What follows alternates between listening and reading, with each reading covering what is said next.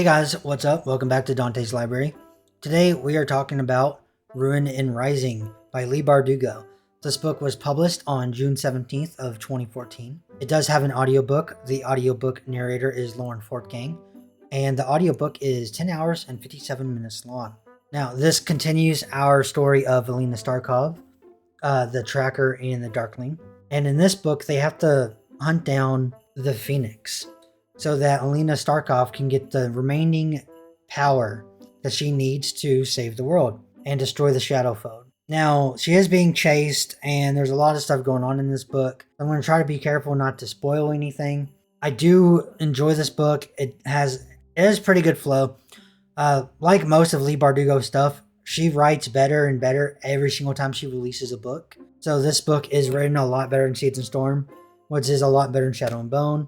And this is the book that ends the Grisha trilogy. So it's the third book in the Grisha trilogy, and it is the third book in the Grishaverse itself. I do like this. This is the one right before Six of Crows, but it doesn't have anything to do with Six of Crows. None of those main characters don't show up at all in this series. This version of the cover is actually the cover released when they announced the Netflix series, which, as you can see from this little stamp right here. And if we take off the actual dust cover, I will show you that it is a red book.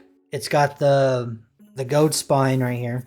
I'm going to go ahead and it's got a purple inside as well, which is a choice. I like purple. It's a choice. Now, this book itself is $19.99 US and it is $27.99 Canadian. It was a Netflix series. That Netflix series was announced cancellation, and I canceled my Netflix subscription right after they announced that cancellation of the Netflix series. That cancellation notice was right after season 2 of Shadow and Bone, and that is why there's no Netflix adaptation of Ruin and Rising, because each season of Shadow and Bone on Netflix was supposed to be a book, basically. So season 1 was Shadow and Bone, season 2 was Seeds and Storm, and season 3 was Ruin and Rising. I'm going to just double check and be like, Shadow and Bone Netflix seasons, right? Yeah, there's 2 seasons. I haven't looked it up in a long time. Yeah, unfortunately, there will be no season 3 of the Netflix series Shadow and Bone.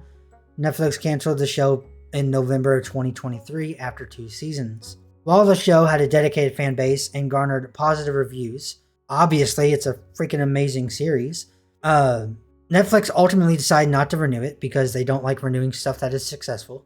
We learned this before. The specific reason for the cancellation was not publicly disclosed by Netflix, but it's common for streaming services to make these decisions based on factors like viewership numbers and production costs. What about Six of Crows spinoff? Plans for a spinoff series based on Leigh Bardugo's Six of Crows duology was also scrapped when Shadow and Bone was canceled. So that is the biggest issue that I have ever seen, because they must hate money. I really like this series. I am curious, what did you think about the series? And what did you think about the covers? So just to recap, we have Shadow and Bone with the little deer cover, because the deer is the animal that she is tracking in the first book. We have Seeds and Storm with the serpent on the cover, because the serpent was what she was tracking in the second book. Although I think when I read this, I wasn't picturing a basilisk, basically. I think I was kind of depicting more like there's a Yu-Gi-Oh card, an old Yu-Gi-Oh card called Sea Serpent. I think I was doing something like that, or like a merfolk kind of like Loch Ness monster vibe. But, Sea Serpent's cool too. And then the third book where she was looking for the Phoenix. There's a lot of characters in the book that I really like. I like the King. The King's pretty good. I like the Darkling still.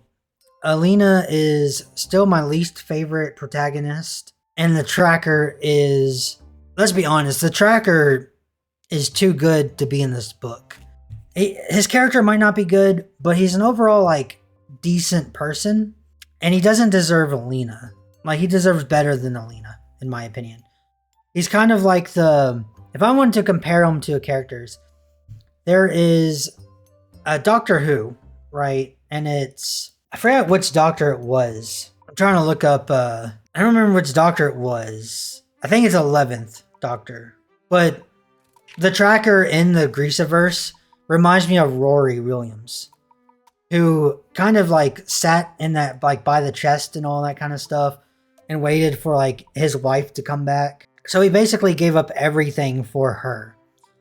But she was always back and forth between, oh, does she love Rory? Oh, does she love the doctor? And that's the kind of the thing I have with this.